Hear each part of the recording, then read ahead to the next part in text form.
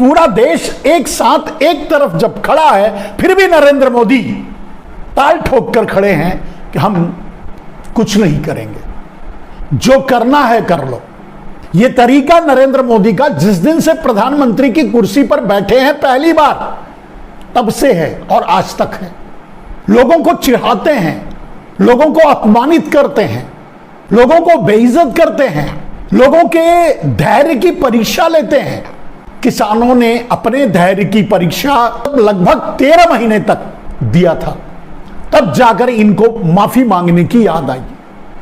750 किसान शहीद हुए, जिनको इन्होंने शहीद का दर्जा तो छोड़िए, इंसान का दर्जा देने के लिए तैयार नहीं हुए, यहां तक कि संसद में उनको श्रद्धांजलि तक नहीं देने दी। यह क्रूरता सिर्फ नरेंद्र मोदी ही कर सकते हैं और कोई नहीं कर सकता। कहने के लिए तो बेटी बचाओ बेटी पढ़ाओ का नारा लगाते हैं, हालांकि उसमें भी फिसल जाते हैं। बेटी बचाओ और बेटी पढ़ाओ कह देते हैं, उसे सुधारते भी नहीं है। और शायद भारतीय जनता पार्टी के ये नेता बृजभूषण शरण सिंह जैसे लोग उसे गंभीरता से भी ले लेते हैं। तो जंतर मंतर से लेकर के आज हमारी महिला पहलवान खिलाड़ियों ने नए संसद भवन इंडिया गेट तक मार्च किया, लेकिन फिर भी कहीं कोई सुनवाई नहीं हुई। एंड कंपनी मीडिया, सुपारी मीडिया, गोदी मीडिया कहां से बोलेगी? फिर एक बार देश लाइन में लगने के लिए तैयार खड़ा है। जिनके पास काला धन है वो गठरी वठरी बांध करके गुजरात जाने के लिए तैयार हैं। कॉरपोरेशन बैंकों में या नरेंद्र मोदी के जो अंडर कवर एजेंट हैं उनसे मिलने की तलाश शुरू कर चुके होंगे। नरेंद्र मोदी यहां भी बदलने की बात करते हैं, यहां भी जमा करने की बात नहीं करते। जितना है आपके पास वो जमा कर दो। पहले भी कह चुके हैं कि देश के सारे लोग जनधन योजना में अपने खाते खुलवा चुके हैं। बदलने की प्रक्रिया क्यों? बदलने की बात छोड़ दीजिए, जमा करने के लिए तो जितना भी पैसा ले जाए आप जमा कर लो ना। बाद में उनसे पूछ लेना कि ये पैसा तुम्हारे पास कहां से आया। अगर वो हिसाब देंगे तो ठीक है, नहीं देंगे तो बाद में जो लीगल कानूनी कार्रवाई होती है करना।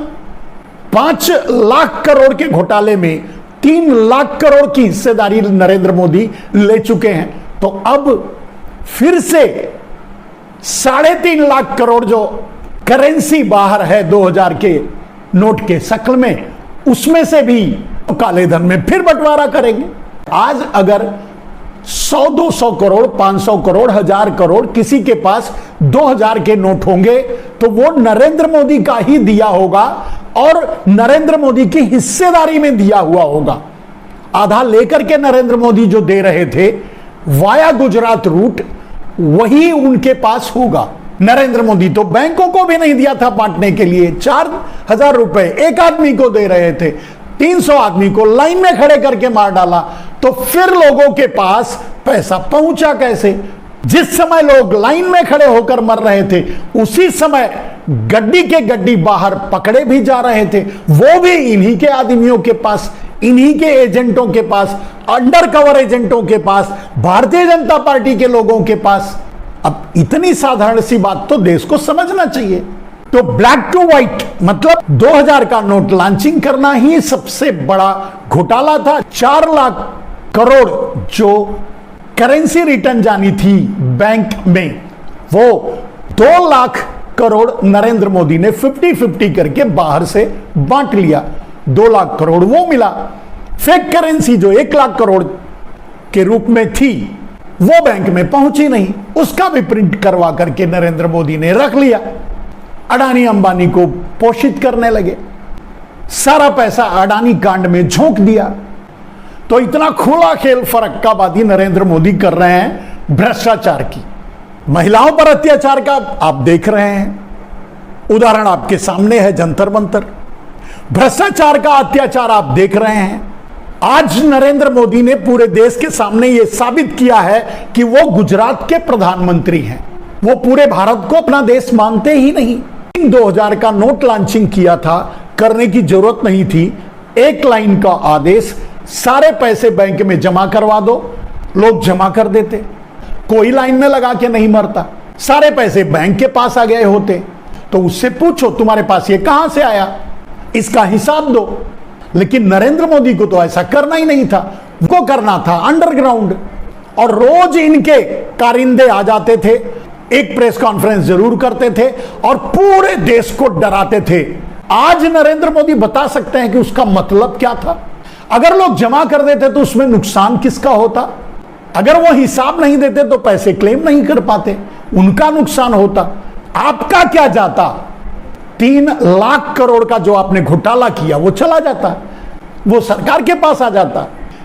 3 लाख करोड़ रुपया आपको नहीं मिलता, अडानी नंबर 2 नहीं बनते। दुनिया का सबसे बड़ा ब्लैक मनी होल्डर आज अगर कोई है तो आप हो, नरेंद्र मोदी जी।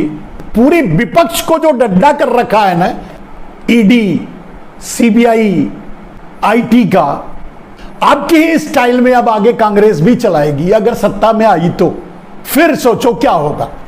वैसे वहां भी मोदी मोदी के नारे लगेंगे, मोदी के नारे लगाने वाले आपको वहां भी मिल जाएंगे। आपने तो सिखा दिया भ्रष्टाचार करते हुए कैसे ताल ठोक के बड़ा नेता बना जाता है, हिंदू मुसलमान करके पूरे देश को बर्बाद करके, पूरे देश में दंगे करवा करके, पूरे देश को आग में झोंक करके कैसे प्रधानमंत्री बना जाता है, ये तो आपने देश को बता ही दिया है। कांग्रेस सत्ता के लिए आप जितना नीचे तो गिर ही नहीं सकती, लेकिन सत्ता चलाने के लिए आपके स्टाइल का जरूर इस्तेमाल करेगी। मोदी जी, आपने उनका घर क्या छीन लिया, आपने संसद से क्या निकाल दिया, वो तो पूरा सड़क पे उतर गए। भारत जोड़ो यात्रा करके वो देश के मूड को उन्होंने भाप ही लिया था। कहीं किसी ट्रक पे बैठ जाते हैं, तो कहीं किसी ढाबे में घुस जाते हैं, तो कहीं किसी स्कूल में घुस जाते हैं, कहीं किसी कॉलेज में घुस जाते हैं। अब आपके आईटी सेल से कोई ये नहीं पूछता मोदी नहीं तो कौन। अब तो भारतीय जनता पार्टी ये कहना छोड़ चुकी है कि मोदी है तो मुमकिन है। आपके भक्त हर हर मोदी, घर घर मोदी बोलना छोड़ दिए हैं। इसीलिए तो जय श्री राम का नारा लगा रहे हैं, इसीलिए तो आपको भी जय बजरंगबली पर उतरना पड़ा, वरना तो आपका काम मोदी मोदी के नारे से ही चल जाया करता था।